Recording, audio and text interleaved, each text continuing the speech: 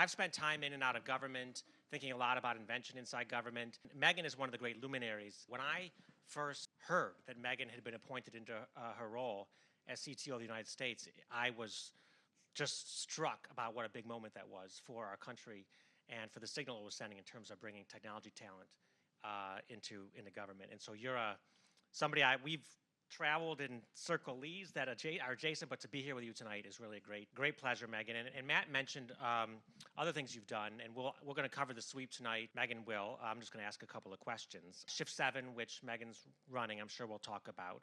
Her experience inside government, Matt mentioned. Some maybe some on General Magic. We have a lot of your friends and colleagues, former colleagues from General Magic who are here. We're going to touch on some AI stuff, and we might hear from some of our friends in the audience on that too, I'm sure. As well, you're a lifetime member of the corporation at MIT. We might touch on university stuff. So hopefully a wide-ranging conversation of that's going to be okay with you. I wanted to start though by noting that you grew up at least in Buffalo, New York. Buffalo, New York is actually the subject of quite a bit of attention. So Buffalo, New York is in the path of totality for the eclipse on Monday. So my first question for Megan is, are you going to be there? Are you going to be there? Oh, my family's going to be there. I cannot be there because I have to be in Nashville for something else, but it's amazing. Yeah. And actually Niagara Falls, which I used to ride my bike to all the time, because I used to be a bike racer for a little while, is like one of the key places to go. So they actually, I guess they declared a state of emergency because so many people are showing up, they needed more resources to figure out how to deal with it. But very exciting. I saw the mayor made an eclipse task force. Yeah. So you won't be there, but your family's going to see it. I won't be there, but I do feel at home here because it's snowing. We could be Buffalo.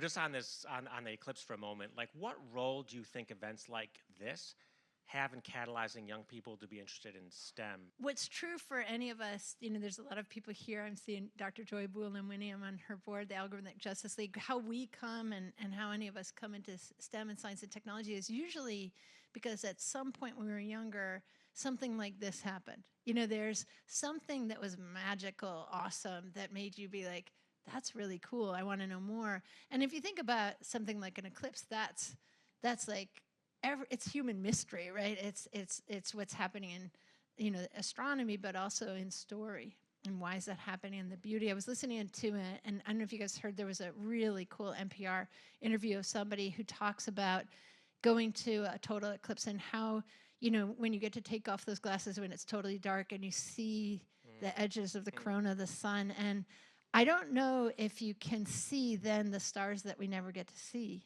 right? That are then there around it, or if the corona's big, I haven't seen it, but just imagining that. And it's, and I did, my friend Sarah's hearing me always talk about, I did a commencement address at MIT, and I talked to them about our motto at MIT is mens et manus, mind and hands, and that Professor Williams once said in a class that heart was that, and so I expanded on heart. And I think that part of STEM is just pure curiosity. Right, and the joy that we have, and so for me, it actually relates to Niagara Falls and the sun. President Carter was putting solar panels on the White House in the 70s when we were kids. My mom had started a bicycle club and a whole bike thing on the first Earth Day. We were all raised as sort of activist kids in environment and social justice and other things, and our city was going through all of the experiences that the U.S. was in the 70s around environment, around civil rights, around all different human rights, women's rights, and economic. We were in the Rust Belt, right in the middle of it, right? So people were moving away. Our river was on fire, as was Cleveland, because the Great Lakes were being killed by our methodologies of thinking of the air and water as our dump. And so getting this idea of regenerative and sort of think about the environment, like it isn't until the late 60s that we see a picture of our planet. And we're like, oh my God, we're on a spaceship together. Yeah. One of the teachers, I went to an amazing public school. It had no money. It was invented by our teachers.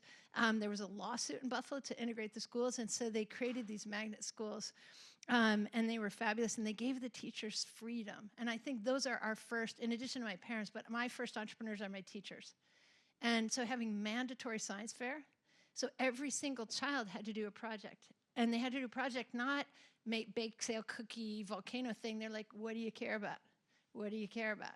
And then they would make kids take something that they were passionate about and discover or invent something related to it. And so practice makes permanent.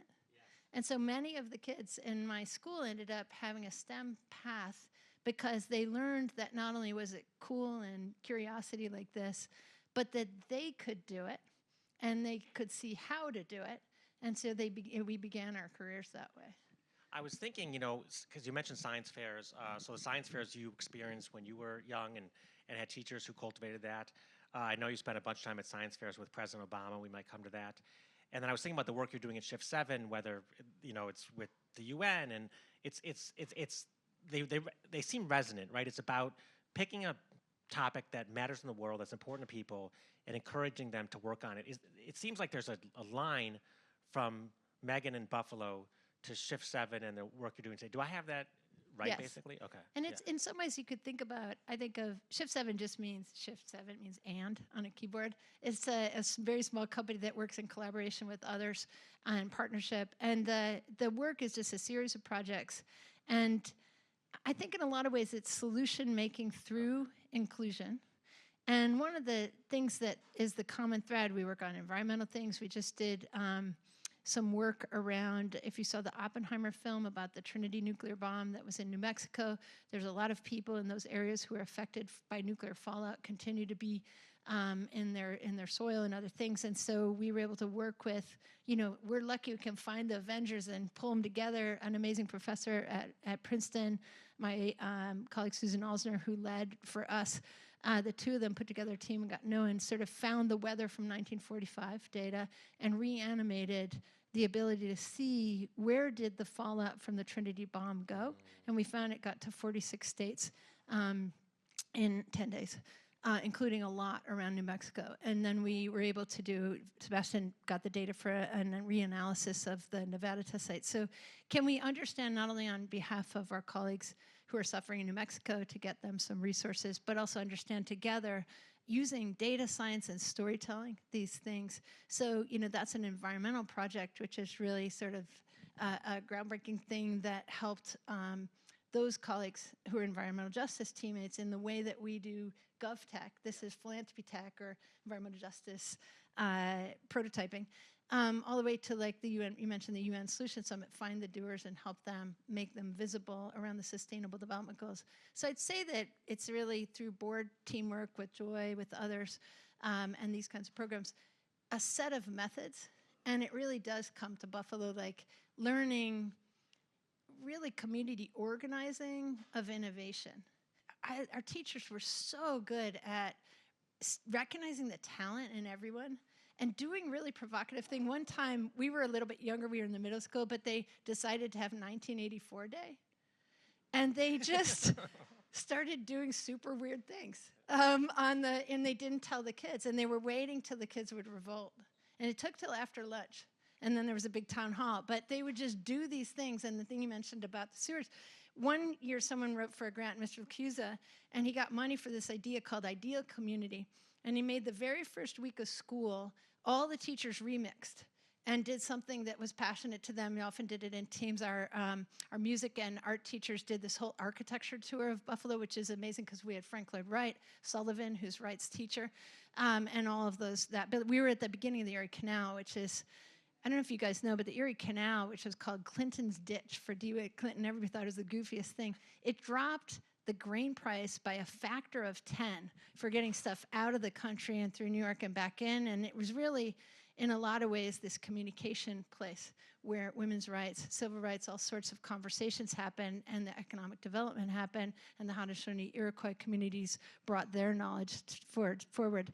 But Buffalo is this really cool place, so to do architecture there's good. We did the city as an ecosystem. And my physics teacher went and found bikes for everybody. And we would go biking around to the sewage treatment plant, to the water treatment plant. And I still think to this day, when we think about innovation in our communities, why do we only think like the companies? But why don't we think like the water treatment? And what are we doing in all the different built infrastructure? And how are we think about the innovators in it and really mixing up not a smart city, but a smart, wise community? Yeah. First of all, I love the term that you've used, community organizing for innovation, because it's undersaid, underdescribed. It also reminds me this whole thread you just said, which is we really should think about innovation that way. So Matt said I teach public entrepreneurship here at Harvard Business School, and on occasion people will say, oh, public entrepreneurship, what an oxymoron, or oh, public entrepreneurship, what a neat phrase, that's a neat phrase you invented, and I have to say I didn't invent it. Actually, Eleanor Ostrom coined the term public entrepreneurship. She was, and I know Megan likes to importantly surface kind of hidden figures, women and others who've been maybe sometimes not as well recognized as compared to their other peers. Eleanor Ostrom was the first woman to win the Nobel Prize in economics. She won it not per se for her work on public entrepreneurship, and the phrase itself that she coined in her 1965 PhD thesis didn't really become much of a thing. People don't, outside of these circles, really talk about public entrepreneurship very much. But if you go back and read that thesis, it was about the community organizing around groundwater in California. And she didn't, I don't believe, use the words community organizing for innovation, but it would have been the same essence. And I do think listening to it reminds me that we've, in many ways, forgotten a lot of that essence when we talk about innovation. And I also know from talking to and watching your work and your colleagues that one of the things that President Obama brought her into the White House to do was to bring this sensibility to a lot of his innovation work. He'd run for office on this idea of open innovation, participation. CTOs can take on various guises, but this was a big thread of yours. I can ask you so much about this. I wanted to ask you one thing specifically, which is I heard you tell a story about this era in AI. It's a topic on many of our minds these days, which was that you had produced a memo for the president on AI, and you had said, look, we have narrow AI, but generalized AI is maybe a couple of decades away. And if I have the retelling right, but I'll ask you to expand on it, he had written back to you and said, well, that's not all that far off, so let's get started. That's what happened? Yes. And he said, let's get started, and what did you do? Stephen Hawking was alive then. He was very worried about what was happening. He was very vocal. Elon Musk was very vocal. There was a lot of vocal conversations, as there is now, but it was a little more rare then, and sort of that time. Joy, you were already working on this. And so when we sent this memo up, we agreed with that, and it was so great to see his reaction, which is let's go. My thought about it was not to kind of narrow what we were doing and start working on something in private, but to actually open this up and start getting in conversation with the American people. And so Ed Felton and Tara Lyons, my team, put together a series of different kinds of engagements. One of the ones they did was an open series of town halls. So we would host them at a university in different parts of the country, and they were fully open, and we'd try to get the word out as much as we could, and we'd choose a topic. And then whatever researchers, startups, community organizations, whoever was around, we would have both people who were known experts, technical experts, socio-tech experts, people who were concerned about issues, as well as people who were just public interest. And so at University of Washington in Seattle, it was law and policy. At Carnegie Mellon, it was safety and AI and control. At NYU, we did a partnership with the Council of Economic Advisors, and we did sort of around jobs and downward pressure on wages and all the complexities that people were starting to anticipate. In DC, we did a series of work around AI. One of the things you'll observe is whenever someone says something about AI and they're talking in a positive way, they're telling you about things like healthcare or productivity or these topics. But they're never talking about like social safety net, environmental justice. There's very little, there's like a huge vacuum of application of digital and tech to the topics that you and I work on. And there's huge amounts of money, time, focus, jobs on some subjects. And so that we tried to lift up some of the conversations about, okay, if we're gonna have this stuff, can we apply it generally across all of society and the needs we have? Why isn't there AI for more justice and more peace and less bullying and getting food to everyone in the city and all of these things, not just like making us better workers or replacing us? More of an Ada Lovelace AI versus an Alan Turing AI. So anyway, we did this series, and then we went to Stanford, and there was the Global Entrepreneurship Summit, so it was sort of more of a global conversation, as well as longevity and controls. So this was just starting these conversations to try to crowdsource the range of perspectives, the range of fears, the range of enthusiasm on that, and get that to be part of the government's conversation. The second thing that they did was we have a capability called the National Science and Technology Council, which allows us across all the agencies to pull together science and technology or science tech interested feds, like employees and teammates. And so we started that and created some work around what kind of research agenda should we have, as well as policy agendas.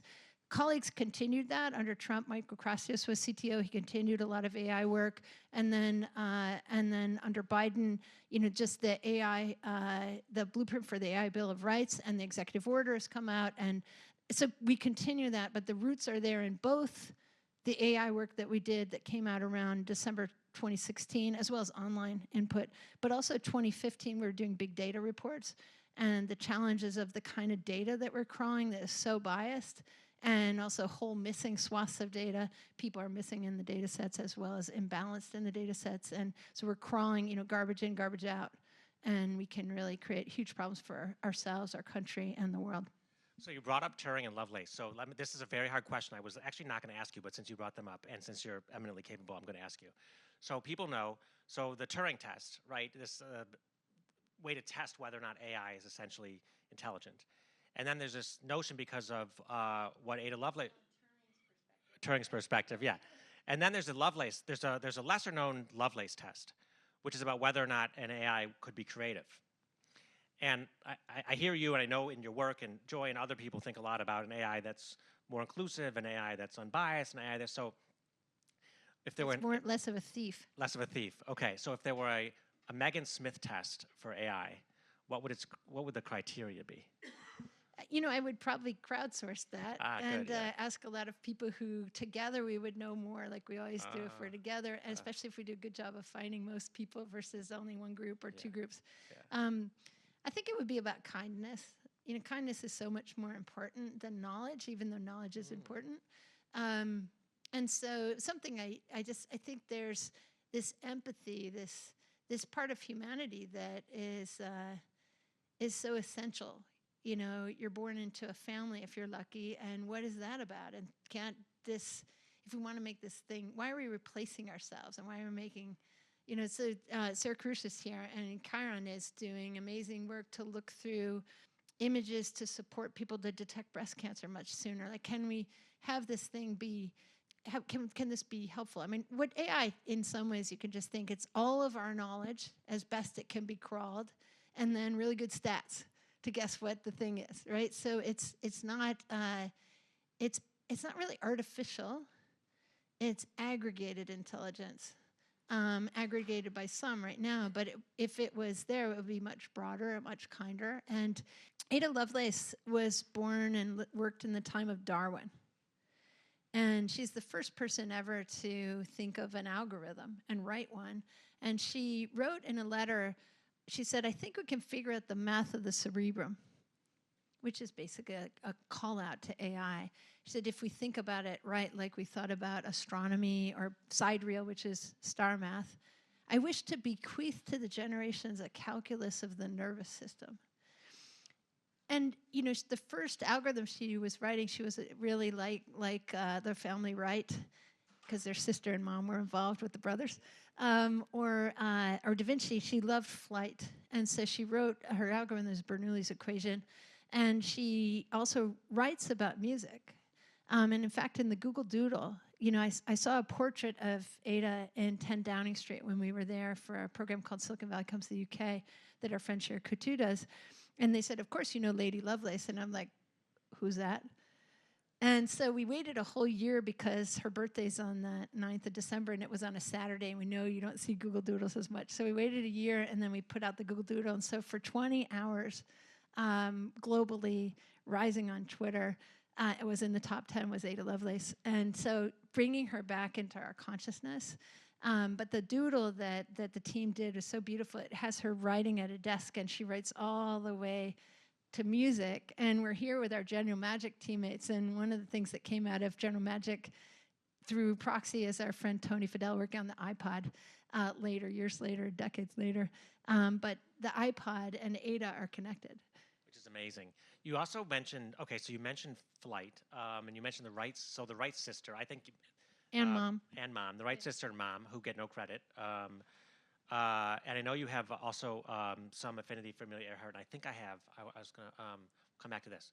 So you can't read this letter, but Megan knows this letter. So it's a very famous letter from Amelia Earhart, and I guess I wanted to ask you two things about it. So, first of all, I mean, you do mention these scientists that have gone maybe unrecognized or underappreciated. The Ada Lovelaces, the Wright sister and mother, the Ida B. Wells. Ida B. Wells. Why this letter? So I was at the library here at Harvard. The Schlesinger Radcliffe Library is one of the amazing libraries of women's history. The other ones I'd point everybody to are Smith College and also Mary McLeod Bethune. How many people have ever heard of Mary McLeod Bethune?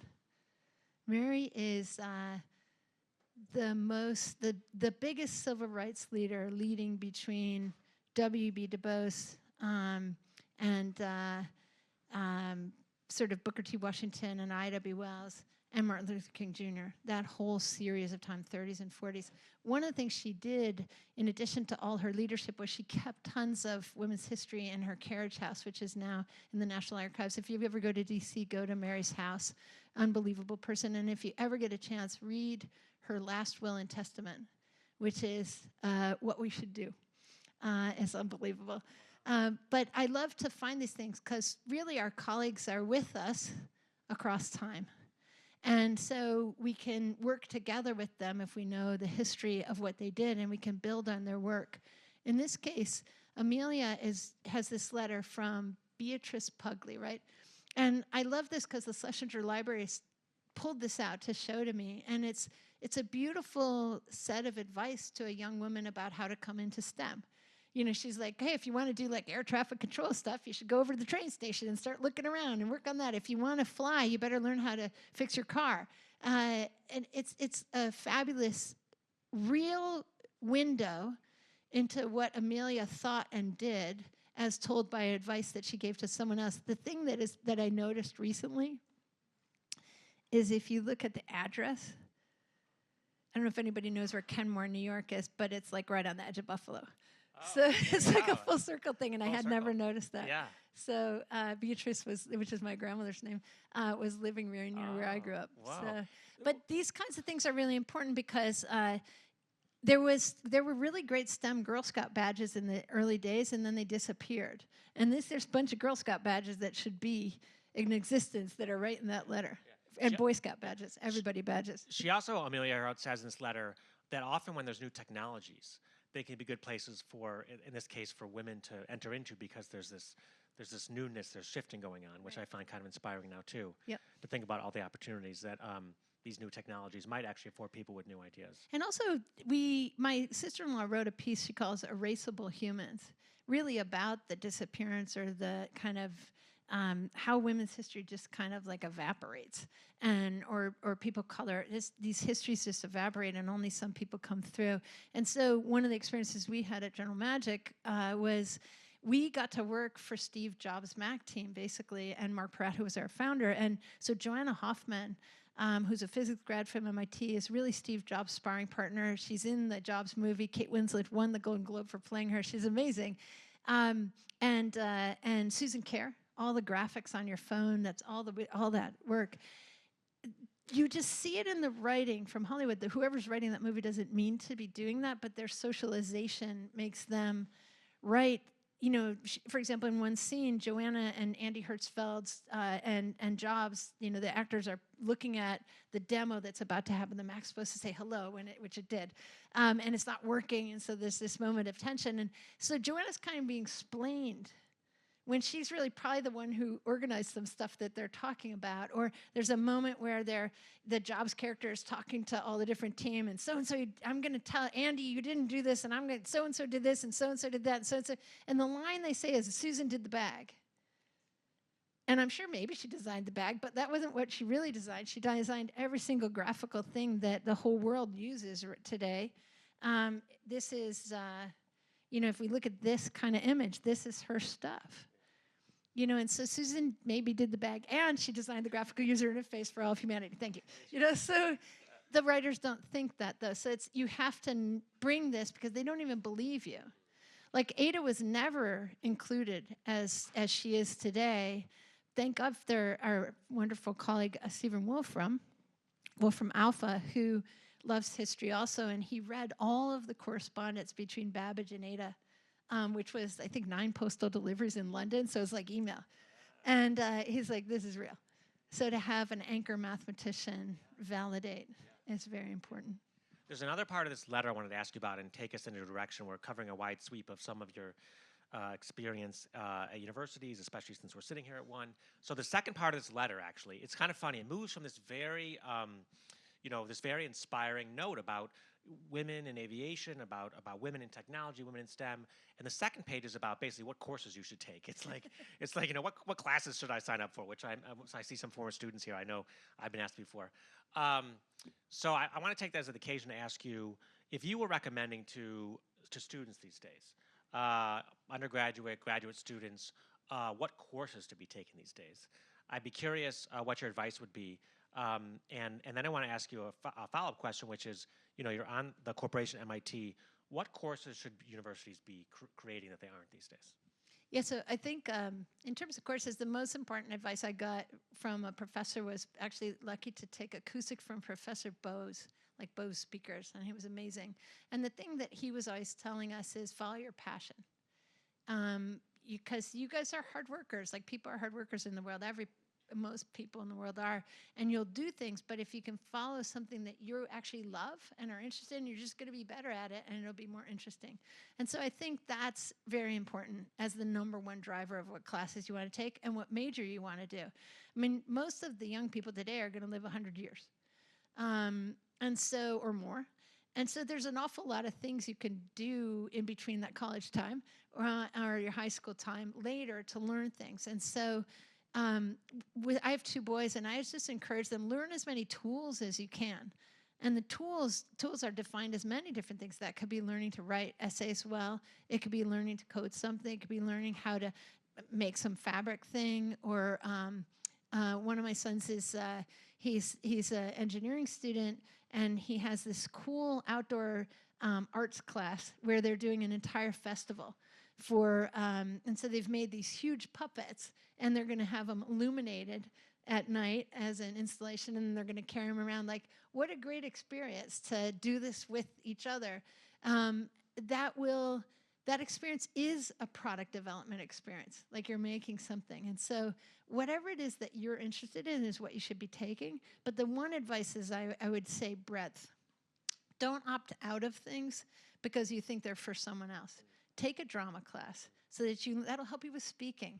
Take a data science class and learn how to story tell with data science. Joy is here. Joy, you're she's a PhD, Dr. Justice, Algorithmic Justice League. Your MIT PhD is telling about face recognition and all these challenges with AI. And one of my favorite pieces you did to communicate that, you call it an evocative audit, which is really a poem full of imagery, very short, precise. It's called AI, Ain't I a Woman?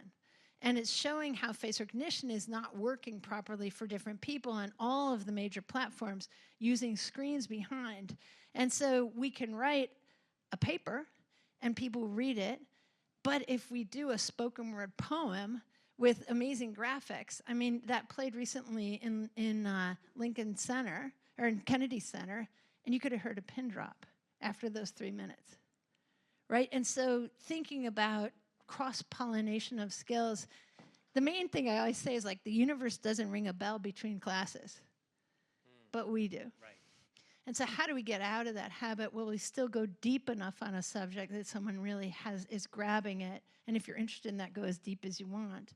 And luckily we have the internet now, and we've shared with each other so much content, Wikipedia and others. We can use that to learn from each other.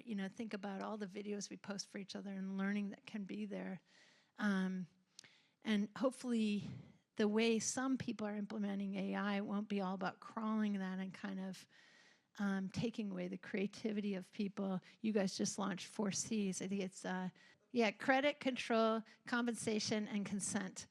How do we make AI that's something we all want, not something that's done at us? In the same way that our colleagues from General Magic worked on early smartphones, none of us really anticipated this idea of all the data that's being collected us and us being the product. That just wasn't a thing that we thought that people would pay something. There'd be some, like magazine subscription type ideas, advertising, etc., but not the idea that we were the product and that our data was sold and we were manipulated in the way that's really happening at scale in scary ways. And so we have to, it's not too late. Like, what's the plan? And so let's start pushing back and working on that together in ways that we can. And we're going to have to really work together to do it. So I'm curious about the role you think universities can play in helping cultivate all that. I know MIT is a very interdisciplinary place, and so maybe a hotbed of that kind of, there are no bells between classes. But if you were designing the university of the future, what does it need to have that our universities don't have right now? I love that across the street, the computer science and applied sciences, the word applied sciences. There was a graduate of MIT named Ellen Swallow Richards. She was the first woman to be admitted in the 1800s, and she just started testing the water on the Charles River and came up with, like, basically water treatment, sewage treatment, food health, all the stuff that kind of the polluting of ourselves and trying to slow that. Now we're eating all these microplastics. Like, she would be all with us today. In the 50th anniversary, she wrote a paper that is about how the learned sciences are equal to these applied sciences. So I think helping us, Jane Addams also at the University of Chicago in the late 1800s, she started, she built this, it was called an idea of a settlement house. She brought one to Chicago, and this idea of moving into neighborhoods, poorer neighborhoods, and just start co-creating together, like an innovation space, like this. So this space would be in any neighborhood, like the library systems of the day, and everyone was coming. And so they were doing amazing things, and so it was sort of, she called it the workaday culture, which we would probably call blue collar, something that we would probably call white collar, and the academic culture, and they were blending this. And so I think more applied, we have these devices to be connected with each other. They are sensors. So how do we get more people to know more tools and cross-pollinate? There's a class at MIT called How to Make Almost Anything, and maybe how to write almost anything. We could add all these classes and make sure everybody gets fluency in this. That's the kind of university, I think. And not, it doesn't have to start only when you turn 17 or 18. It could start when we're little. Yeah. I mean, these dual threads of sort of community, deep thread of community and engagement and listening and sharing and science and innovation, I'm picking up from you quite vividly. I've heard you talk about it before, although it's much more palpable sitting here with you. And I saw a talk that you had given about a story that you had, I guess, picked up when you were at the White House about the history of the penny, that liberty is the parent of science and industry. And I take from you sitting here tonight, community is the parent of science and industry, right? Neighborliness, empathy are parents of science and industry. I have that right also? Yeah, so it was so interesting to find, again, like I said, our colleagues across time. So it turns out that Jefferson, Washington, and Franklin, we have on our coins today, it says liberty on a lot of the U.S. coins. And so on the first penny, they wrote, liberty is the parent of science and industry. So they were saying that technology and innovation were critical for freedom and liberty. Really interesting signal, and we can go and research more about what conversations they had. But we thought, as the CTO team, we made a coin and we put this phrase on there, and we added a couple of heroes. We put 3 heroes. One is President POTUS I, who is Washington himself, who, those people were very technical. He started the Army Corps of Engineers, which are called the Corps of Eng, and they were founded here in Boston before the country, and they started building more military things in the beginning. And then the next person we put was Grace Hopper, and she won the Medal of Freedom, and we were talking to her nephew, who said she used to write him posters, and right across the street is the Mark I, which is one of the first computers in the world, and Grace was programming that. Grace was, a lot of people don't know, but she basically wanted to broaden participation in computing, and so she thought, why don't we program in more like human language instead of all this like binary code? And so she came up with an idea of these languages. That first one became COBOL, so a compiler that would take things like Python and C and stuff and compile them into machine code. So she's the inventor of coding languages, and the Nobel Prize for computing is named for the younger people is named for Hopper, and Turing for the other one. So so we have her, and her nephew used to get these postcards, and she'd write all this stuff, and then she'd write "Hastily Grace," so we put that on there. And then the last one is George Washington Carver, who's one of my greatest heroes. Saved the country from total malnutrition and ruin by figuring out how to rotate crops. I mean, you call him the peanut guy, but he's really like the let's nitrogen fix the soil guy, and still make money from our crops. And there's a picture at the U.S. Department of Agriculture above the Secretary's desk is a picture of Carver with Secretary Wallace, an amazing American. And I recently found a quote from Einstein that says, "I hope that everyone would know of the great scientist George Washington Carver." So we want to make sure we keep him going. Yeah. Maybe I'll ask you about General Magic because you've got friends and colleagues here. You've been here talking about it yesterday and today, so I want to dwell on it too much. But so people who don't know, so General Magic is one of the most famous companies you never heard of, and Megan's told you about why it's so important. I mean, the technology that was originated there, developed there, into the iPhone, into USB, emojis, the cloud. Android. Our friend Andy was there, and he likes robots, so that's Android. Yes. Andy Droid. Yes. And so obviously it itself didn't succeed at bringing these technologies to the world, although the people, Andy at Android, others at Apple with the iPod and iPhone and the Apple Watch, you in the government. And so the people have gone on and done amazing things. This is I probably can say younger Megan Smith. And there's this fascinating part in the movie when you're explaining the prototypes. And there's this phrase I love, which I wanted to write. I wrote down because I wanted to make sure I got it actually quite precisely. You said that you were working from wishes, but I wonder if they don't have passions. How do they uncover their wishes? Let me start there. I think in this case I was talking because that cabinet is full of all kinds of prototypes, and I was talking about how we had these ideas that we wished existed in the world, but there's like actual things. That like physical things like button sizes and battery sizes and things, and so you're trying to. I'm a mechanical engineer, so I'm working on touch screens and LCDs and buttons and cameras, all the physical stuff you see here, and so that was that context. But I think in general, in order to make a product, you have the pragmatic truth of what exists in the world or what you could upgrade to exist in the world, and what you wish existed, and how do you put those two things together. So I think life is a team sport.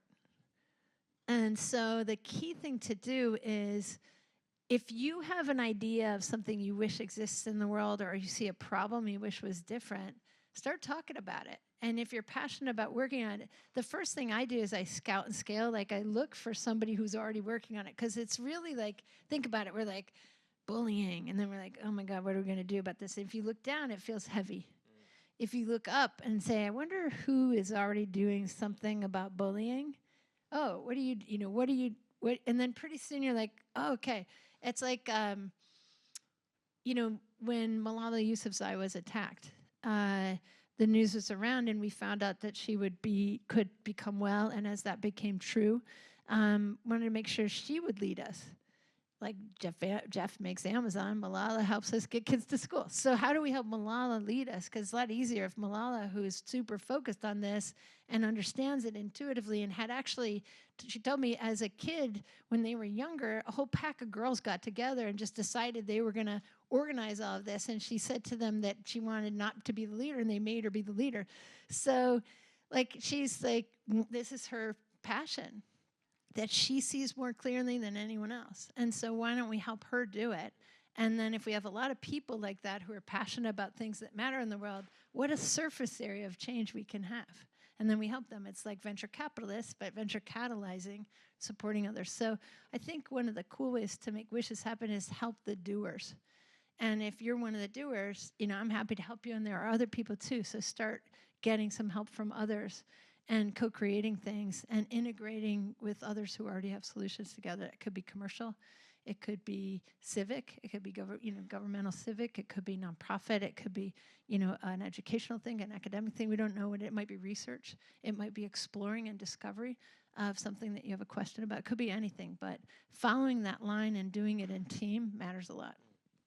I'm wondering whether I'm a doer or not. So whether to start a company or join a company, how would you identify someone who's a doer, or can someone who's not currently a doer become one, and how would they do that? Everyone is a doer on something, right? So you are a doer. It's just, I think for me, a lot of times in my career, I didn't have that original idea. I mean, I had lots of ideas, but I saw ideas that friends were doing. I'm like, that's such a cool idea. I'm going to help you. And Reid Hoffman calls it the smart generalist, especially. I like to work in the early days. I know Dee, my colleague who ran HR and many things at Journal Magic and helped make the film. You said you like to stay till there's about 100 people, and then you're like, I got to go back to when we're 2 or 10 or whatever. So some people, I'm an early stage person, I see talent, I have a skill for that. Some people are scaling. I have some friends who are so good at scaling things, and it's just like when they come in, you're like, oh, thank God you're here. And they organize it. And sometimes some of them are a little bit dismissive and like, what the heck is this? And you're like, and it exists, and then they have to make it structured. But it wouldn't exist without our scrappy early days. So you can think a little bit up for yourself of like, what stage do I want to work at? Do I want to work in a startup? I really recommend for young people to join startups, because there's extraordinary people to learn from.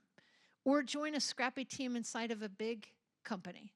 But get somewhere where people will mentor you and you can learn a lot from others and then spin out. Unless you have the idea, you should do the idea. I think the average age of a founder in the US is 42 or something. So it's not like everybody, we have a lot of myth from media that it's everybody's 21 or 4 or whatever. This is not true.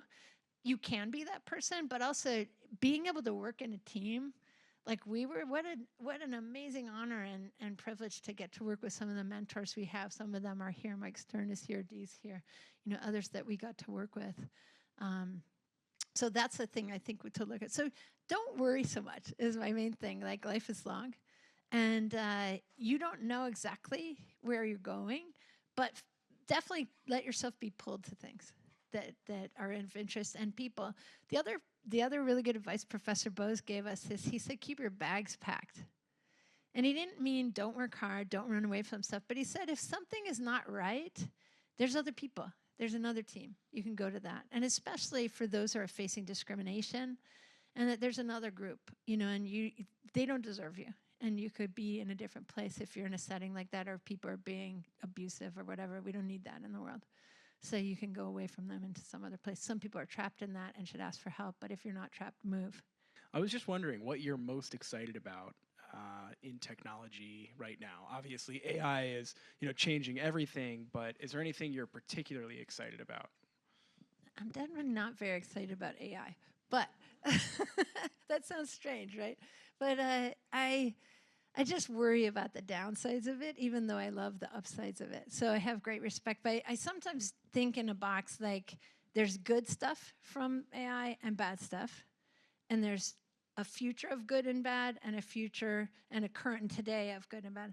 And I think we're very focused on today's good and the future good and the future bad. We're scared of Terminator or whatever. And yet there's a whole bunch of stuff we could be doing right now to mitigate problems, and really requiring our engineering teams to see the problems and actually do something about them, characterize it, not just have like 3 engineers over here and 3,000 over here working on this, and these people are like, why don't we actually do something so we can practice for fighting Terminator? And there's even a really amazing graphic that our colleague Lauren Smith made out of the big data work we did, where she looked at all the individuals and societal potential harms and graphed this, and then she listed all the mitigations from a huge literature audit she did, like weapons of mass destruction from Kathy O'Neill, some Joy's work, our work, probably 25 things, and this was written in 2017.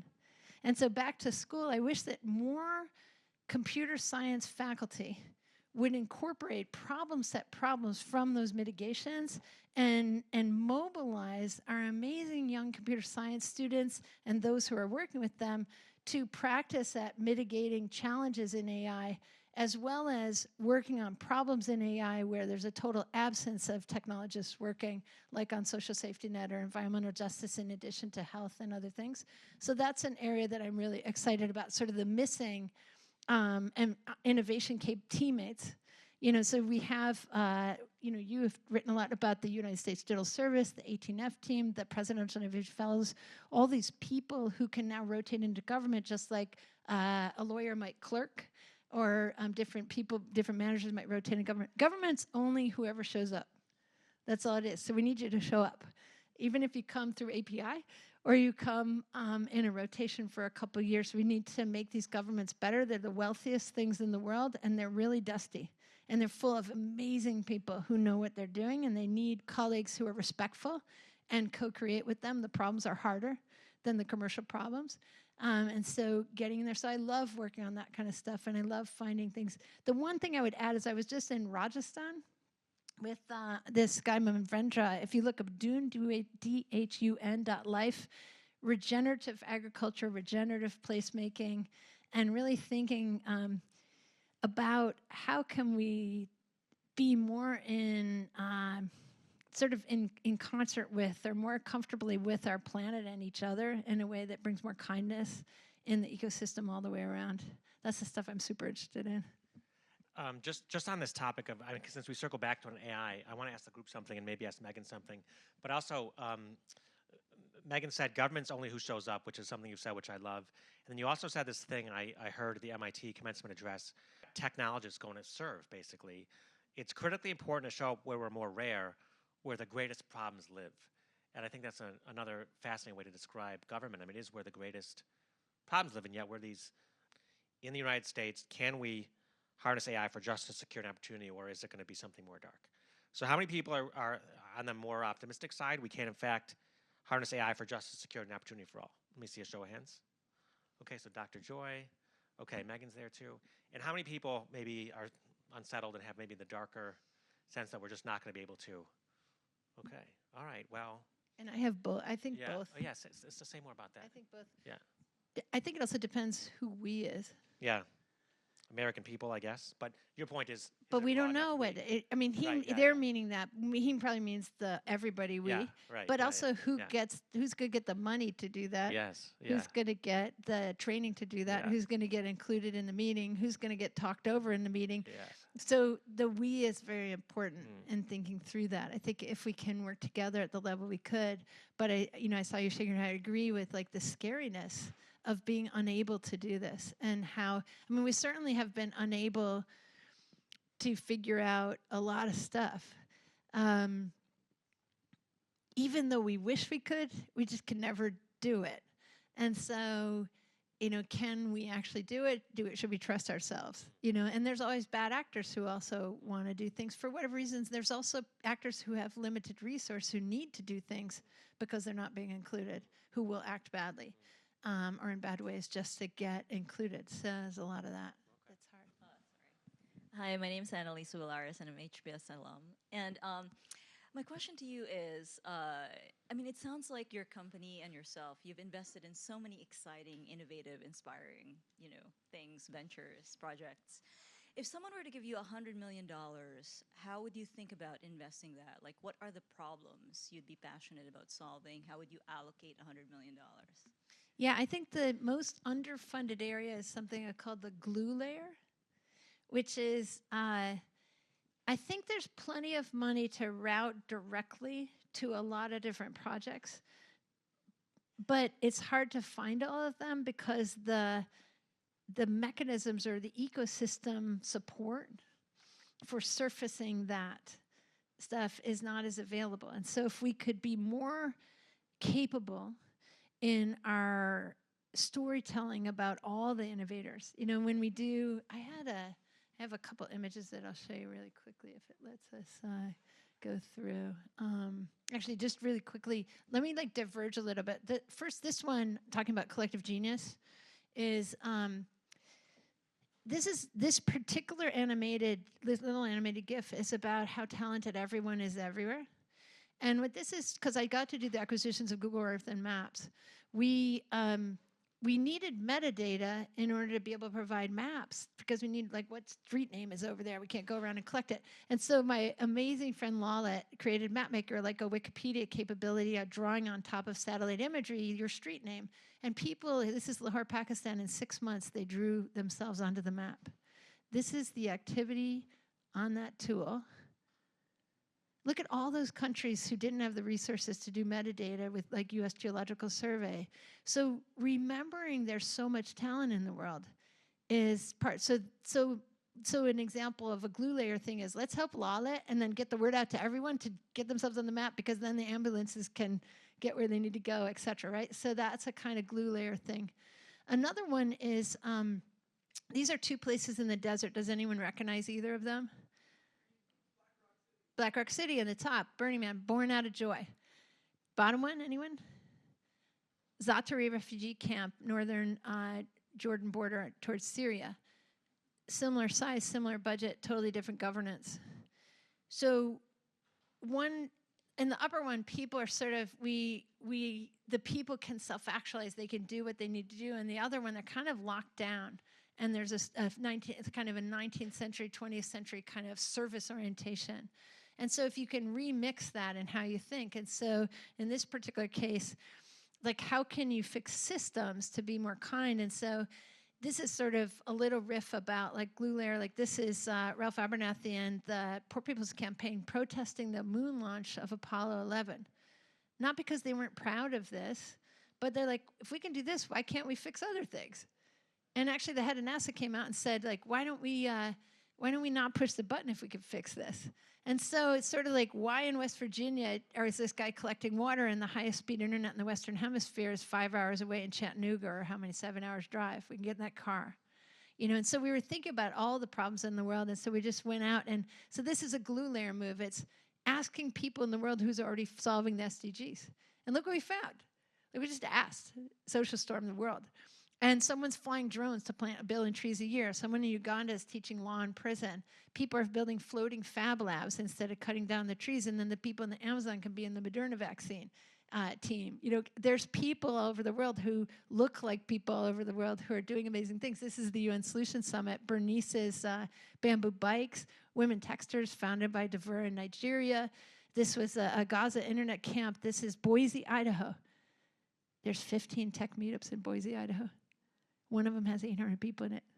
And nobody in Boise knows this. So how do you cross-pollinate the Wakanda MacGyver people with the other people, all of them great, but they don't work together? So, you know, Native American innovators in MIT Solve Indigenous Communities Fellowship, you know, now we have 45 Native American innovators, island innovators, women innovators. We even had a tech meetup at the White House of all the tech meetup organizers and all the people who are onboarding people in their city. So the point of this is, like, if you can do the community organizing, everybody's already fixing everything, just people are under-resourced. So, and this is a thing we were talking about, which is, this is a data set that we found on the internet. I love the internet, from thepudding.com. This is who gets to speak in 2,000 films separated by gender. So blue is men and red is women. And none of us created this, but we inherit this thing. So if women are talking more, we think they're talking too much.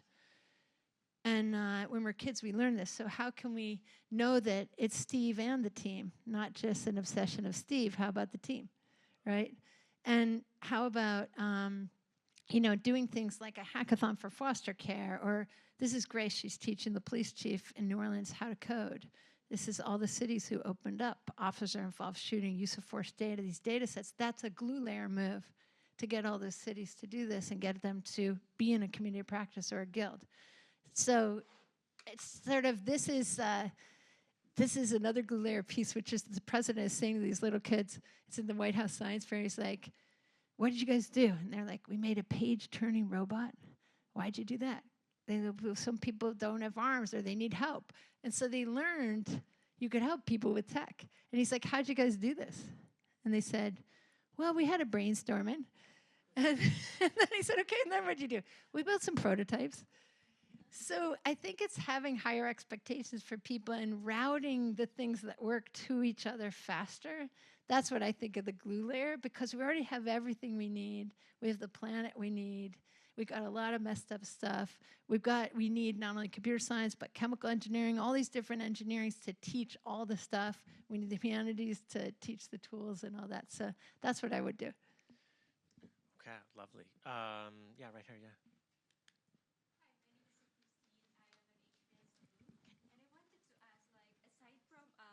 AI, blockchain, quantum computing, what other technologies that you see in the future? I'm a mechanical engineer, so I'm particularly interested in tough tech. I went to West Virginia on the tech jobs tour where we were getting people to meet each other, and I found out that Charleston, West Virginia was the 4th largest chemical production place. So as an example of what I think is interesting is there in West Virginia were all these genius people who knew how to run chemical production plants. The water was terrible. It was totally polluted, but the talent was there. And so how can we take the new innovations that they are making and other people are making? I was in a place in the engine here at MIT where people had made nanofilters. And I thought, wow, this is the beginning of not boiling things off to filter them and the change in the energy profile of chemical and other kinds of productions, possibly.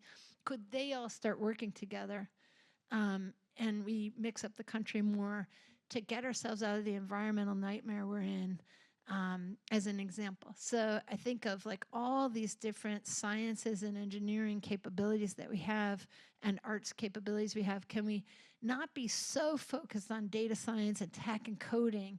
I think half our students, I don't know what's going on at Harvard, but half of our MIT students are in computer science. Like, there's all these other disciplines. Let's do coding. Let's be fluent in AI and tech and computer science with these other things and really go after the harder environmental and social problems, public interest tech, and commercial versions for that too. You know, you don't want the government building everything. You want the government suppliers building things, but the government's fluent in that, and we can solve these tougher tech problems together, is a focus of mine. One of the, just listening you talk about the sort of other disciplines and thinking how many times you had visited, sewer companies. I don't know when you were at MIT if you were into Nusha Gailey and Mariana Matus, who built BioBot Analytics, but then you've got an urban planner and an epidemiologist, biologist, computer scientist marrying up to basically do wastewater epidemiology, and it's a fascinating example. And we have data all around us. So what they did was they're putting like a little chemistry plant into the sewer system right around, and you can see what's happening from a public health perspective. In fact, when they were testing at MIT, they could tell when it was exams time because all the whatever, what's the, like adrenaline or something, whatever it's in RP was showing up in the public systems. But you could see, you can do public health work to support and test. You got to be careful of surveillance, but of helping people with these ideas and using the sensors and data around us to help each other, and then being smart about how we are doing the policy of the data to also protect each other. Okay, there was one right here. That's called BioBot engineering, right? Yes. Hello, Go ahead, we can hear you. Sorry. my name is Isaiah Jordan. So coming from the socially awkward community, I want to know, is it possible for us to demonstrate our greatness in the market and the rest of the world without drawing the unwanted attention? Yeah, you mean sort of how, if you want to be bring your talents forward and not having to be like on the public face of things, is that what you're talking about? Yeah, I think in every team, there's places for everyone. And I think, like introverts, extroverts, people who want to be in the public eye, people who don't, and just finding teammates in life. There's a place for everyone, and people really need your genius. Like the world needs it, and the things that there's a woman named Gloria Steinem. She's one of the more famous leaders in women's rights, and from sort of the 70s, 80s, and today. And a lot of times people come to her and they say, "Gloria, what should we do?" And she says, "What do you think we should do?" It's really in. A friend of mine wanted to make a movie about her life, and Gloria's like, you can't make a movie about the women's movement about one woman. It's like this team sport. And so she's really about empowering people who will bring their genius, because each of us are needed on this planet to do the thing that we'll do. And so whatever it is you see, if you want to do it in a way that you don't want to be on the public front line for what you're doing because that's not comfortable, find some teammates, life's a team sport, who would like that, and you can do it with them. And I think that there's always a place for that, and it's really urgent that more people do that. One of my favorite things that Eric Schmidt used to do, who was the CEO of Google, when we were in team meetings, we would have maybe reviewed some new product or something. He would pause at the end of the meeting and he'd do 3 different things. One of them was he really believed in founders and their gut. And so we'd ask Larry and Sergey, our founders, like, what did they think? And just get them. And we were lucky because we had 2 founders, so we could hear them talk to each other and debate if they disagreed, which was really helpful. And so we'd hear from them. And then he would always, usually in an engineering product-driven company, the product managers are usually presenting and the engineers are there for questions. He would ask the engineers what they thought, and he would try to get from them what they thought was sort of the challenges, and just so he understood sort of what was easy and what was hard about what we were doing, all talk together. And then he would ask anyone who had been quite quiet in the room, and he would say, anything that came to mind, anything you would add to whoever that was. And inevitably they say such genius things. And he wouldn't move on right away. He'd pause for a second, let people have a minute. And then amazing things would come out of that. And I think that that habit as a leader is really important because it also makes it comfortable for people who don't want to be as public to bring their genius forward into the team space that's there. And it's a really urgent practice. I always saw the president doing that too. Whoever in a room, he would always make sure he heard from everybody. Sometimes we'd be in a meeting, and he would speak like, less than 10% of the time, but he would be managing the whole meeting, and making everything happen like a genius conductor.